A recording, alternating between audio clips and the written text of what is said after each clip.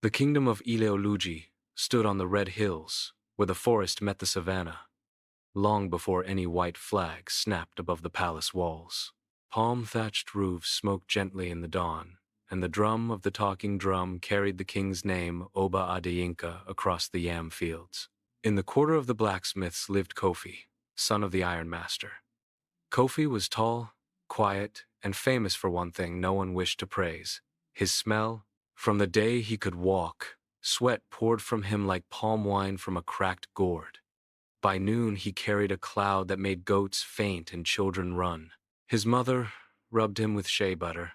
His father smoked him with sacred herbs, yet the odor only grew richer, like overripe plantain left in the sun. The guild of smiths gave him the outer forge, farthest from the village path, so the wind might carry his gift away. One dry season morning, two warriors, Jide of the leopard clan and Tunde of the elephant, met at the stream to settle a quarrel over a stolen she-goat. Words turned to shoves, shoves to drawn cutlasses.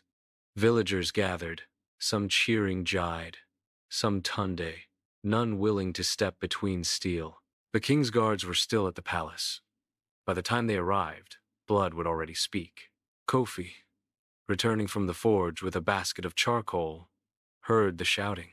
He meant only to pass quietly, but the crowd pressed him forward until he stood between the fighters. Jide raised his blade. Tunde lunged. Then the wind shifted. A single breath of Kofi rolled over them, thick, sour, alive with the tang of iron filings, sweat, and something older, like earth after first rain. Jide's eyes watered. Tunde's stomach turned. Both men froze, cutlasses trembling. The crowd behind them staggered back as one body, hands over noses. A child vomited neatly into the dust. In that stunned silence, Kofi spoke, voice soft as hammer on hot iron. Brothers, if my small smell offends you more than your own anger, perhaps the goat is not worth the blade.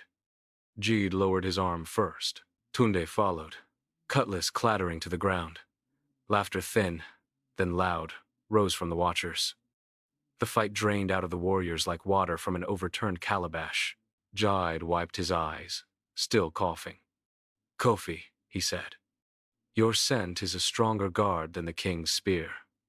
Tunde nodded, ashamed, and offered his wrist in greeting. Word reached Oba Adeyinka by evening drum. He summoned the three men to the palace courtyard. There, beneath the Iroko tree, he listened while Jide and Tunde returned the she-goat, now found grazing peacefully in the palace herd, and swore oaths of peace. The king looked at Kofi, wrinkled his royal nose, yet smiled.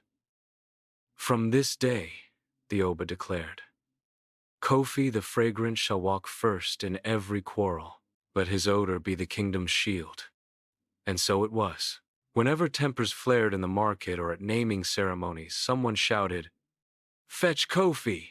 He would arrive, basket of charcoal on his head, and the mere promise of his presence parted fighters like a machete through grass. The forge moved closer to the palace. The wind was trusted to do the rest. Years later, when gray touched Kofi's beard, children sang a new praise song. Asterisk. Smell of iron, smell of rain. Kofi comes, and peace remains. Asterisk. No colonial boot ever trod Ileolugi, but the story stayed, carried on the same wind that once saved 2 lives in a kingdom's morning.